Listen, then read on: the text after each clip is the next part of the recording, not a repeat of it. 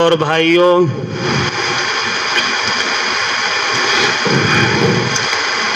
کل جیسا کہ معلوم ہے عید قرباں ہیں۔ قربانی کا عمل ایک عظیم عبادت کے طور پر، ایک عظیم الشان عمل کے طور پر انجام دیا جاتا ہے۔ عام طور سے قربانی کو ہم حضرت ابراہیم علیہ السلام کی سنت سمجھتے ہیں، اور ہے بھی حقیقت میں، کیونکہ حدیث میں اللہ کے رسول صلی اللہ علیہ وسلم نے فرمایا کہ یہ قربانی حضرت ابراہیم علیہ السلام کی سنت ہے۔ سورہ حج قرآن عظیم الشان کی ایک عظیم سورت ہے۔ سورہ حج کی کچھ آیتیں ایسی ہیں، ان آیتوں کو جب ہم پڑھتے ہیں ترجمہ اور مطلب کے ساتھ، تو ان آیتوں میں اللہ تبارک و تعالیٰ نے کلیئر کیا ہے کہ یہ قربانی کا جو یہ عمل ہے وہ کوئی ابراہیم سے شروعات نہیں ہوئی ہے۔ قربانی کی شروعات حضرت ابراہیم علیہ السلام سے نہیں ہوئی ہے۔ وَلِكُلِّ أُمَّةٍ جَعَلْنَا، ہر امت کے لیے اللہ فرما رہے ہیں جعلنا منسکا لیذکروا اسم اللہ، ہر امت کے لیے ہم نے قربانی کے عمل کو ایک عمل قرار دیا ہے۔ ہر امت کے اندر قربانی کا نظام تھا، جانور قربان کرنے کا سسٹم تھا۔ حضرت آدم علیہ السلام کے دو بیٹے جن کا نام قابیل اور حابیل، اللہ تبارک و تعالیٰ کی طرف سے ان سے بھی قربانی کا مطالبہ کیا گیا تھا کہ جانور قربان کرو، اور دونوں بھائیوں نے یعنی حضرت آدم علیہ السلام کے دونوں بیٹوں نے قربانی دی تھی جانور کی، لیکن نیت اللہ تعالیٰ زیادہ دیکھتے ہیں قربانی میں۔ حابیل کی قربانی کو اللہ تبارک و تعالیٰ نے قبول کر لیا تھا، مگر قابیل کی قربانی اللہ کے یہاں قبول نہیں ہوئی تھی۔ اس سے اندازہ ہوتا ہے، پتہ چلتا ہے کہ قربانی کا آغاز بہت پہلے سے ہو چکا ہے، حضرت آدم علیہ السلام کے دور سے، بلکہ ہر دھرم، ہر مذہب میں قربانی کا تصور پایا جاتا ہے۔ اور قربانی کا جو فلسفہ ہے حضرت ابراہیم علیہ السلام سے جو نسبت ہے، اگر غور کریں گے کہ حضرت ابراہیم علیہ السلام کی اگر سوانح حیات پڑھیں، ان کو سمجھیں قرآن کی آیت کی روشنی میں، اور پھر قربانی کو غور کریں، تو دونوں میں ایک خاص مناسبت ہے، وہ ہے شرک کا خاتمہ، شرک کو جڑ سے، بنیاد ہی سے ختم کر دینا، کیونکہ اللہ تبارک و تعالیٰ کے نزدیک بہت بڑا گناہ ہے شرک، بلکہ ان الشرک لظلم عظیم، اللہ تبارک و تعالیٰ نے قرآن میں فرمایا ہے کہ شرک یہ بہت بڑا ظلم ہے۔ اللہ کی ذات کے ساتھ، چاہے اللہ کی صفات کے ساتھ، کسی کو شریک ٹھہرانے کا نام شرک ہے۔ اور شرک اس طرح سے بعد مرتبہ حدیث کے اعتبار سے اللہ کے نبی نے فرمایا کہ کبھی ایسا شرک پایا جاتا ہے کہ محسوس ہی نہیں ہوتا۔ کالی چیونٹی کالی رات میں کالے پتھر پہ جس طرح چلتی ہے، اور اس کے چلنے کا احساس انسانوں کو مشکل سے بلکہ ہوتا ہی نہیں ہے، ایسے ہی کبھی کبھی انسانوں سے شرک کا ارتکاب ہوتا ہے کہ احساس ہی نہیں ہوتا ہے کہ شرک کا ارتکاب ہو رہا ہے۔ اللہ کے نبی صلی اللہ علیہ وسلم نے فرمایا، جس نے دکھلاوے کے لیے نماز پڑھا، جس نے دکھلاوے کے لیے صدقہ خیرات کیا، جس نے دکھلاوے کے لیے روزہ رکھا، فقد اشرکا، تو اس نے شرک کیا۔ غیر اللہ کے لیے کچھ بھی کیا جائے، اللہ کے علاوہ کچھ بھی، کوئی بھی عمل، کیسا بھی عمل اگر کیا جاتا ہے اسی کا نام شرک ہے۔ یہ الگ بات ہے کہ شرک جلی ہے یعنی بڑا شرک ہے، اور دوسرا شرک خفی ہے۔ حضرت ابراہیم علیہ السلام کو جب ہم پڑھیں گے اور ان کی وحدانیت کو، ان کے توحید کو، ان کے شرک شکنی کو، تو اندازہ ہوگا کہ قربانی کا فلسفہ کیوں رکھا گیا ہے ہر امت میں۔ ایک وقت تھا کہ جانوروں کا تقدس تھا، جانور مقدس مانے جاتے تھے، اور اتنے مقدس مانے جاتے تھے ادیان میں کہ انہی کو معبود مانا جاتا تھا کہ یہ ہمارے معبود ہیں، فلاں جانور فلاں ہمارا کام پورا کرنے والے ہیں۔ اس وجہ سے ان جانوروں کا احترام کیا جاتا تھا، ان جانوروں کی ہر طرح سے دیکھ ریکھ کیا جاتا تھا، اور ان جانوروں کی پرستش کی جاتی تھی، آج بھی جیسا کہ ہے۔ 32 کروڑ معبودوں کو ماننے والوں کا تصور تھا کہ ان معبودوں کو اسی وقت ہم خوش کر سکتے ہیں جب ان کے لیے کچھ قربانی دیں گے، یہ تصور تھا۔ ان کے نام پہ کسی جانور کو قربان کریں گے اور پھر اس کا خون نکال کر کے اور ان مجسموں پہ، ان بتوں کے اوپر لے جا کر کے انڈیلیں گے یا لگائیں گے، اس وجہ سے ہمارے جو معبود ہیں وہ خوش ہو جائیں گے۔ اس کو بلی کہا جاتا ہے۔ یہ بلی سب جانتے ہیں، اگر اتہاس پڑھیں گے، تاریخ پڑھیں گے، ہمیں اندازہ ہوگا بلی کہا جاتا تھا، جانوروں کی بلی دی جاتی تھی۔ 11,000 20,000 جانور غیر اللہ کے نام پہ، غیر اللہ کو خوش کرنے کے لیے، معبودوں کو خوش کرنے کے لیے، بتوں کو خوش کرنے کے لیے، کہ اگر ان کے نام پہ اس طرح سے اگر ہم ذبح کرتے ہیں، قربان کرتے ہیں، بلی دیتے ہیں، تو وہ اور پاورفل ہو جائیں گے، ان کا پاور، ان کی شکتی، ان کی طاقت اور بڑھے گی، اور اس طرح سے وہ اور ہمارے کام آئیں گے۔ الیاذ باللہ، یہ تصور تھا۔ قربان جائیے، اللہ تبارک و تعالیٰ نے فرمایا لن ینال اللہ لحومها ولا دماؤها، اللہ کو خون کی ہرگز ضرورت نہیں ہے۔ اللہ نے آیت میں اعلان کیا کہ سن لو بلی دینے والوں، سن لو جانوروں کو مقدس سمجھنے والوں، یہ جانور کذالک سخرھا، قرآن کی آیت میں اللہ نے فرمایا کذالک سخرھا، ان جانوروں کو انسانوں کی خدمت کے لیے، ان کے کھانے کے لیے ہم نے بنایا ہے۔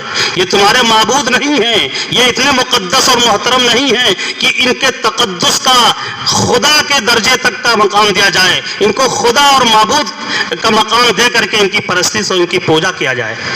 اللہ تبارک و تعالیٰ نے فرمایا کہ جانور اس لیے نہیں ہم نے بنائے، پیدا کیے ہیں، ہم نے ان جانوروں کو پیدا کیا تاکہ ان کا گوشت کھاؤ، ان سے فائدہ اٹھاؤ، ان کے بال سے فائدہ اٹھاؤ، ان کے کھال سے فائدہ اٹھاؤ، جب تک یہ تمہارے پاس رہے ان سے خدمت لو، ہر اعتبار سے جانوروں سے جو جیسا جانور ہو اس کے ذریعے سے اسے خدمت حاصل کرو، اس لیے ہم نے جانوروں کو بنایا۔ لیکن جب انسان بھٹک گیا، انسان گمراہ ہو گیا، انسان غلط راستے پر چلنے لگا، ایک خدا کے در کو چھوڑ کر کے انہی جانوروں کو اپنا اصل اور اپنا معبود سمجھنے لگا، ایک جانور کے قتل پہ انسانوں کو موم لنچنگ ہونے لگی کہ ایک جانور کا رتبہ جب اتنا بڑھا دیا گیا۔ یہ قربانی کا تصور اور قربانی کا جو فلسفہ ہر دھرم میں اور ہر امت میں، ہر مذہب میں جو رکھا گیا، اسی نظریے کو ختم کرنے کے لیے کہ یہ قربانی کے یہ جانور جو ہیں یہ خدا نہیں ہے، یہ معبود نہیں ہے، یہ بلی دینے کے لیے نہیں ہے۔ اللہ نے فرمایا لن ینال اللہ لحومها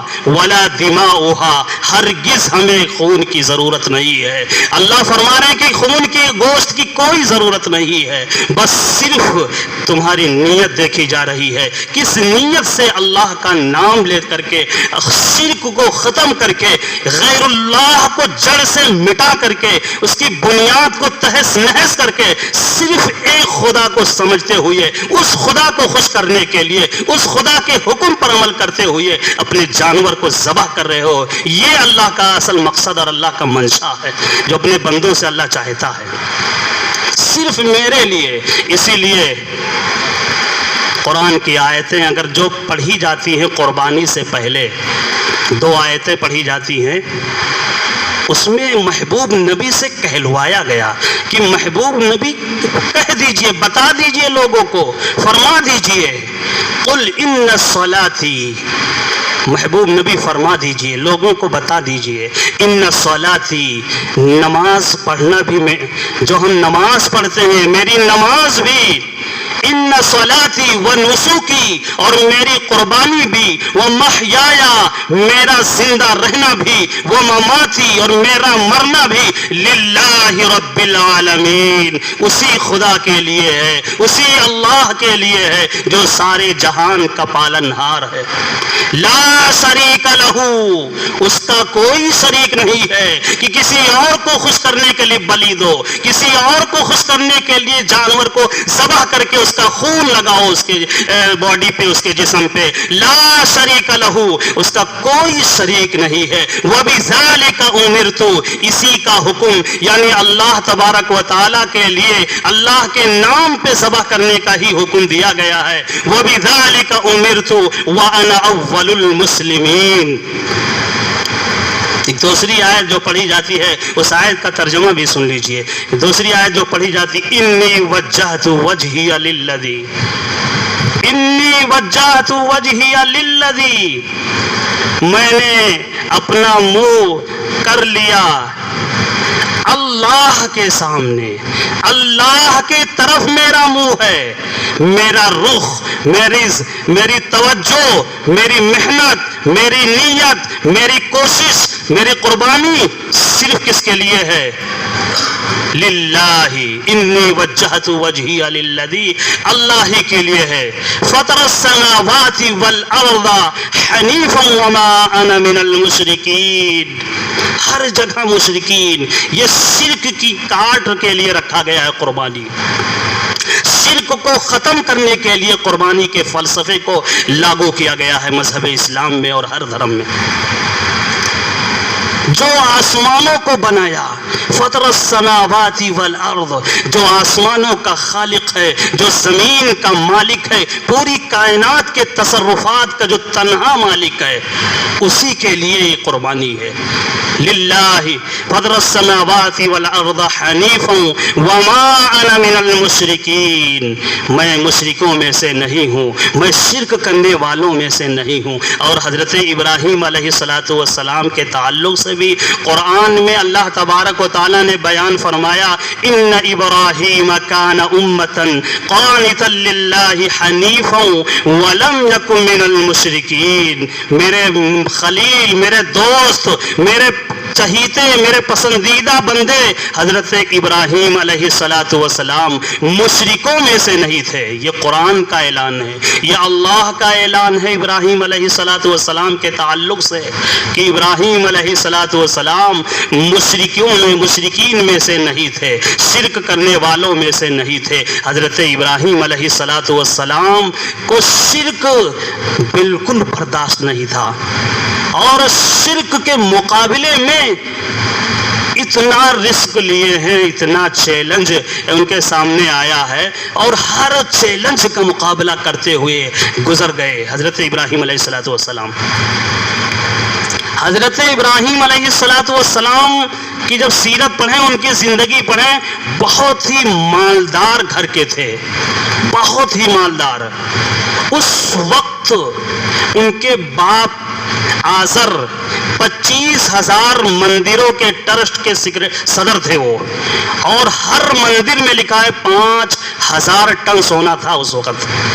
اندازہ لگائیں کہ کتنے بڑے ان کے باپ آزر تھے، کتنے 25,000 مندروں کے ٹرسٹ کے وہ صدر تھے۔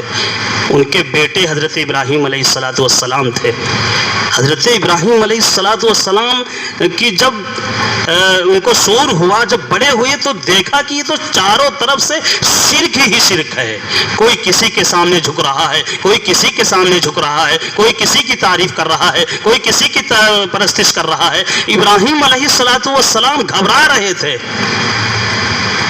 سمجھایا لوگوں کو، الگ الگ طریقے سے سمجھایا. ایک سمجھانے کا طریقہ بھی قرآن میں لکھا ہے کہ اس طریقے سے بھی ابراہیم علیہ السلام نے شرک کو سمجھایا تھا کہ جب میلے میں قوم کے لوگ چلے گئے تھے اور مندر، ایک بڑا مندر جو سب سے بڑا مندر تھا، بتوں کو توڑ کر کے ایک بت کو چھوڑ دیا اور کلہاڑی گردن میں لٹکا دیا. اور جب لوگ پلٹے آئے دیکھے اور اپنے بتوں کا، اپنے معبودوں کا حشر دیکھے تو بوکھلا گئے، تحقیق کرنے لگے کس نے میرے معبودوں کے ساتھ ایسا کیا ہے. لوگوں میں چرچا ہوا کہ ایک ہی کر سکتا ہے، وہ جس کا نام ابراہیم ہے، اس لیے کہ وہ ہمارے بتوں کے خلاف وہی شخص آواز لگاتا رہتا ہے، خلاف بولتا رہتا ہے. ابراہیم علیہ السلام سے پوچھا گیا، لوگ پوچھے کہ تم نے ایسا کیا ہمارے معبودوں کے ساتھ؟ ابراہیم علیہ السلام نے کہا کہ ایسا ہے کہ وہ جو تمہارے بڑے معبود اس میں بچے ہوئے ہیں اور جس کے گردن میں کلہاڑی ہے ان سے کیوں نہیں پوچھتے ہو؟ وہ تمہارے معبود ہیں، وہ تمہارے خدا ہیں، وہ تم کو کیوں نہیں تمہاری رہنمائی کریں گے، تمہاری رہبری، تمہاری گائیڈ کیوں نہیں کریں گے؟ روزانہ جس کے نام، جس کی تعریف کرتے ہو، جس کی بھکتی کرتے ہو، جس پر چڑھاوا چڑھاتے ہو، صبح و شام جس کے سامنے اپنے سروں کو جھکاتے ہو، اس سے کیوں نہیں مدد مانگ رہے ہو کہ میرے معبود، میرے بھگوان میری مدد کرو، مجھے بتاؤ کہ تمہارے ساتھ کس نے ایسا کیا ہے اور کیسے کر گیا؟ اتنے لاچار، اتنے معجور، اتنے مجبور، اتنے معذور کہ کوئی بھی تمہارے ہاتھ کو توڑ دے، کوئی بھی پیر توڑ دے، جسموں کو توڑ دے اور اپنے آپ کی حفاظت نہ کر سکے. وہ معبود ہوئی کیا معبود جو خود اپنی حفاظت نہ کر سکے، وہ دوسروں کی حفاظت کیسے کرے گا؟ حضرت ابراہیم علیہ السلام نے اس طریقے سے قوم کو سمجھایا. بتوں کو توڑنا مقصد نہیں تھا ابراہیم علیہ السلام کا، ورنہ جتنے مندر تھے وہ سارے مندر توڑ دیے جاتے، سارے بتوں کو توڑتے. لیکن بتوں کو بلکہ یہ سمجھانا مقصد تھا کہ دیکھ لو کہ تمہارے معبود کتنے لاچار ہیں، کتنے کمزور ہیں، کتنے مجبور ہیں. جن کو تم خدا سمجھ رہے ہو یہ تمہارے خدا نہیں ہیں، یہ تمہارے خدا ہو ہی نہیں سکتے. ان کو تو تم نے اپنے ہاتھوں سے بنایا ہے، تم نے ہی بنایا ہے. خدا بناتا ہے لوگوں کو، لوگ خدا کو نہیں بنایا کرتے. وہ خدا ہی نہیں ہوگا جس کو لوگ بنائیں گے. شرک کو ختم کر رہے ہیں حضرت ابراہیم علیہ السلام، سمجھا کر کے عملی طریقے سے. رات میں حضرت ابراہیم علیہ السلام نے دیکھا کہ ستارے نکلے ہوئے ہیں، جگمگا رہے ہیں. قرآن میں یہ واقعہ بھی ہے. تو حضرت ابراہیم علیہ السلام نے فرمایا کہ یہ ستارے میرے خدا ہیں، یہی میرے خدا ہیں. قوم کے لوگ خوش ہو گئے کہ چلو کسی خدا تک پہنچے تو ابراہیم، یعنی یہ ستارے خدا ہیں. جب ستارے غائب ہوئے تو ابراہیم علیہ السلام نے انکار کر دیا، نہیں یہ خدا نہیں ہو سکتے، خدا تو غائب نہیں ہو سکتا، خدا تو موجود ہوگا، حاضر ہوگا. یہ تو غائب ہو گئے، ان کے اندر غائب، یہ ختم ہونے کی صلاحیت ہے، یہ ختم ہو گیا تو خدا کہاں؟ پھر اسی طرح چاند، پھر اسی طرح سورج کیے تو سورج بہت چمکدار ہے، بہت بڑا ہے، یہ میرا خدا ہوگا. ابراہیم علیہ السلام نے جب دیکھا کہ سورج بھی غروب ہو گیا تو فرمایا کہ یہ بھی میرا خدا نہیں ہے. فلما فلت قال یا قوم انی بریء مما تشرکون. اللہ تبارک و تعالیٰ نے فرمایا کہ حضرت ابراہیم علیہ السلام نے اپنی قوم کو بتایا کہ یہ ستارے بھی ہمارے خدا نہیں ہیں، یہ چاند بھی ہمارا خدا نہیں ہے، یہ سورج بھی ہمارا خدا نہیں ہے، بلکہ انی بریء مما تشرکون. اے قوم کے لوگوں سن لو، میں ہر قسم کے شرک سے، ہر قسم کے اللہ کو ماننے سے میں صاف صاف بری ہوں، میں صاف صاف علیحدہ ہوں، جدا ہوں. میں ایسے معذور، کمزور اور مجبور محض لوگوں کی پرستش نہیں کروں گا، معبود نہیں مانوں گا. حضرت ابراہیم علیہ السلام نے شرک کو ختم کیا. ختم کرتے کرتے یہاں تک کہ ابراہیم علیہ السلام کو نار نمرود میں بھی جانا پڑا. اس کو بھی سمجھایا کہ تو جو تم کہہ رہے ہو کہ تم ہی خدا ہو، انا ربکم الاعلی کا نعرہ لگا رہے ہو کہ میں ہی خدا ہوں، میری ہی پرستش کرو. میں کسی کو خدا نہیں مانتا، تم کو بھی نہیں مانتا ہوں۔ ہوا کیا انجام کہ آگ میں ڈالا گیا ابراہیم علیہ السلام کو، لیکن اللہ کے وہ خلیل تھے، اللہ کے دوست تھے، اللہ کے محبوب تھے، اللہ کے برگزیدہ بندے تھے، پسندیدہ اور چہیتے تھے۔ اللہ تبارک و تعالیٰ نے اس بادشاہ کی زبردست دہکائی ہوئی آگ سے بھی اپنے خلیل، اپنے دوست کو بچا لیا، محفوظ رکھا۔ حضرت ابراہیم علیہ السلام کی زندگی اور یہ قربانی کا فلسفہ جب غور کریں گے تو اندازہ ہوگا کہ قربانی کو مذہب اسلام نے کیوں اتنا فروغ دیا ہے، اتنا بڑھاوا دیا ہے، اس مقصد کے لیے تاکہ کسی کے ذہن میں وہ بلی، وہ دیوی دیوتاؤں کو خوش کرنے کے لیے خون بہانے کا جو تصور ہے، وہ تصور کو ختم کر کے ایک صحیح رخ دے دیا جائے۔ وہ صحیح رخ یہ ہے، حضرت ابراہیم علیہ السلام کے سامنے جب اپنے بیٹے لخت جگر حضرت اسماعیل علیہ السلام کے گلے پر اللہ کے حکم پا کر کے خواب کے ذریعے سے چھری چلا رہے تھے، تو اس وقت حضرت جبرائیل علیہ السلام ایک جنت سے جانور لا کر کے اور سامنے کھڑا کرتے ہیں اور کہتے ہیں اللہ اکبر اللہ اکبر۔ یہ تکبیر تشریق جو پڑھی جاتی ہے اس میں بھی وحدانیت کا اعلان ہے، اس میں بھی ایک خدا کے بڑا ہونے کا اعلان ہے، ایک ہی خدا کے معبود ہونے کا اعلان ہے۔ اللہ کے علاوہ کوئی معبود نہیں، اللہ کے علاوہ کوئی ایسا نہیں کہ جس کے نام پہ قربانی کی جائے، جس کو خوش کرنے کے لیے بلی دی جائے، خون بہایا جائے۔ حضرت ابراہیم علیہ السلام نے جب دیکھا کہ حضرت جبرائیل علیہ السلام جانور لے کر کے جنت سے آئے ہوئے ہیں، انہوں نے کہا لا الہ الا اللہ واللہ اکبر، اللہ کے سوا کوئی معبود نہیں، اللہ ہی سب سے بڑے ہیں۔ حضرت اسماعیل علیہ السلام کے آگے الفاظ ہے واللہ اکبر وللہ الحمد۔ یہ تکبیر تشریق ہر فرض نماز کے بعد بلند آواز سے ایک مرتبہ پڑھنا واجب ہے۔ 5 دن آج کے فجر سے آغاز ہوا ہے اور یہ 13 کے عصر تک چلے گا۔ اس طرح 5 دن تکبیر تشریق پڑھا جاتا ہے، یہ وحدانیت کا اعلان کیا جاتا ہے، یہ شرک کو ختم کرنے کا اعلان کیا جاتا ہے کہ ہم کسی طرح سے شرک کے قائل نہیں ہیں، شرک سے ہم اپنے دامن کو صاف رکھتے ہیں۔ اے خدا تو بھی ہمیں شرک سے ہمیشہ کے لیے محفوظ فرما، اور ایک خدا کو مانتے ہوئے، ایک خدا کو خوش کرنے کے لیے جو قربانی کا عمل ہے، اس عمل کو انجام دینے کی اللہ تبارک و تعالیٰ سے ہم توفیق مانگتے ہیں۔ کل قربانی کا دن ہے۔ قربانی کے تعلق سے جیسا بتایا گیا کہ اس کا فلسفہ اصل وَلَكِنْ يَنَالُهُ التَّقْوَى مِنْكُمْ، کہ اللہ نیت دیکھتے ہیں، اسی لیے اس سے پہلے نام لیا جاتا ہے کسی غیر اللہ کا نام اگر جانور پر لے لیا جائے تو وہ جانور حرام ہو جاتا ہے مسئلے کے اعتبار سے۔ صرف اللہ کا نام لے کر کے جب چھری چلائی جائے گی وہ جانور حلال ہوگا، ورنہ وہ جانور حرام ہو جائے گا۔ اللہ کا نام ہونا چاہیے، اللہ کا ذکر ہونا چاہیے۔ لِيَذْكُرُوا اسْمَ اللَّهِ عَلَىٰ مَا رَزَقَهُم مِّن بَهِيمَةِ الْأَنْعَامِ۔ جب جانور کو لٹایا جائے، ذبح کیا جائے، چھری چلائی جائے، اس وقت سوائے خدا کا کسی اور کا نام لینا جائز نہیں ہے۔ اللہ کا نام لے کر کے اچھی نیت کے ساتھ، اخلاص کے ساتھ، بغیر کسی ریاکاری کے، بغیر کسی فخر کے، تکبر کے، بغیر کسی دکھلاوے کے، صرف خدا کو خوش کرنے کے لیے اس قربانی کو انجام دینا ہے انشاءاللہ، اور اپنے جانور کو اس طریقے سے ذبح کرنا ہے۔ اور ساتھ ساتھ جو ہے اس بات کا ہم خیال رکھیں، الدین النصیحہ فرمایا گیا کہ ہمارے دین کا جو پورا لب لباب ہے، خلاصہ ہے، پورے دین کا جو نچوڑ ہے، خیر خواہی ہے۔ خیر خواہی کا مفہوم بہت وسیع ہے، بہت لمبا اس کا مطلب ہے۔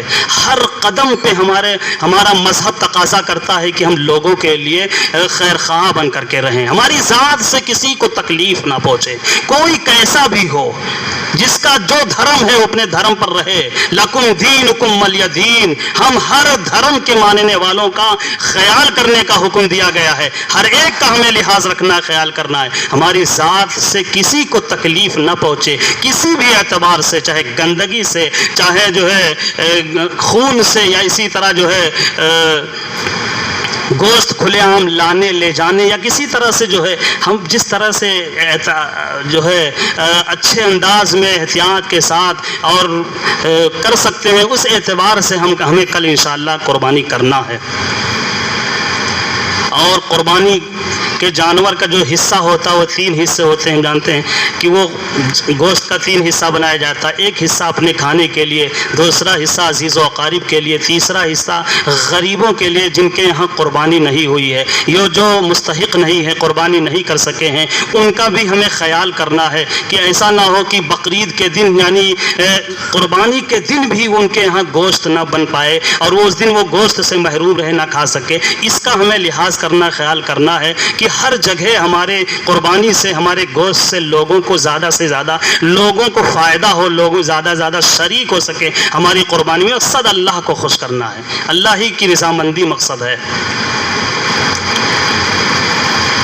قربانی کے تعلق سے حصے کا جیسے اس مدرسہ ناصر العلوم کا پہلے بھی اعلان کیا جا چکا ہے اور ہوتا آیا ہے نظم قربانی کا، حصوں والی قربانی کا نظم. اس سال بھی نظم ہے قربانی کے، حصوں والی قربانی کا نظم ہے. 3000 اس سے پہلے بھی اعلان کیا جا چکا ہے. 3000 ایک حصے کا ہے. عام طور سے گھروں میں اگر جائزہ لیں، یہ غلط مسئلہ ہے جو سمجھتے ہیں کہ اگر گھر میں ایک قربانی ہو جائے تو سب بری و ذمہ ہیں. قربانی 1-2 سے نہیں، جن کے اوپر واجب ہے. اگر گھر میں قرض میں ڈوبے ہوئے ہیں کسی وجہ سے اور پیسہ بالکل نہیں ہے تو کسی پر بھی نہیں ہے، کوئی دقت نہیں ہے، کوئی اس میں وہ ریاکاری اور کوئی اس میں وہ اس کی ضرورت نہیں ہے بہت زیادہ. قربانی کسی کے اوپر نہیں. لیکن اگر حیثیت ہے، صاحب نصاب ہیں، اتنی حیثیت ہے یعنی 65,000 مالیت بنتا ہے اس وقت موجودہ رقم 52.5 تولہ چاندی کا. 65,000 اگر روپیہ ہے اس کے مالک ہیں، یا چاندی اور سونا سب ملا کر کے اتنا ہو جا رہا ہے، تو اگر گھر میں عورتیں ہیں، عام طور سے عورتیں زیورات ان کے پاس ہوتے ہیں، تو 1 سے 2-3 ضرور جو ہے اگر جائزہ لیں تو قربانی واجب ہوتی ہے. اس واجب کی ادائیگی بغیر 1 سے نہیں قربانی کی واجب کی ادائیگی ہوگی کہ ایک ذبح ہو گیا، بکرا لائے تھے ذبح ہو گیا، اب سب کے ذمے سے وہ قربانی کا وجوب ختم ہو گیا، ایسا کچھ نہیں. بلکہ ہر ایک کو اپنا واجب پورا کرنے کے لیے حصہ لینا پڑے گا. ایک بکرا ہو گیا، اب الگ بکرا تو کہیں نہیں خرید سکتے، باقی حصہ ہی لینا ہوگا. حصے میں لے لیں تاکہ وہ وجوب ہے جو اللہ کے نبی صلی اللہ علیہ وسلم نے فرمایا کہ حیثیت رکھتے ہوئے جو قربانی نہ کرے، نصاب کا مالک ہوتے ہوئے قربانی نہ کرے، وہ ہمارے عیدگاہ میں بھی نہ آئے. کتنا یعنی سخت تنبیہ ہے، وارننگ ہے اللہ کے نبی کا کہ پھر وہ ہمارے عیدگاہ میں بھی نہ آئے. کیا نماز پڑھنے آ رہا ہے فالتو؟ کیوں آ رہا ہے ہمارے ساتھ جب وہ ہوتے ہوئے بھی قربانی نہیں کر رہا ہے؟ سخت وعید ہے. اللہ تبارک و تعالی ہمیں اس سے حفاظت فرمائے. تو جن کو بھی حصہ لینا ہے، آج حافظ یار محمد صاحب نیچے بیٹھے رہیں گے، ہمارے پاس بھی جو ہے جن کو بھی وہ اپنا نام اور دن اور رقم جمع کر کے لکھا دیں تفصیل کے ساتھ. اس کے بعد پھر جو ہے پہلے دن، دوسرے دن، تیسرے دن، جس دن بھی قربانی ہونی ہے اسی تفصیل سے جو ہے انشاءاللہ قربانی آپ کی ہوگی. گوشت بھی آپ کو وہاں ملے گا، سامنے قربانی ہوگی. اور عید الاضحیٰ کی نماز کا جو اعلان کیا جا رہا ہے وہ 7:30 بجے انشاءاللہ کل جو ہے عید الاضحیٰ کی نماز 7:30 بجے اپنے وقت پر ادا کی جائے گی. اللہ تبارک و تعالی ہم سب کو عمل کی توفیق.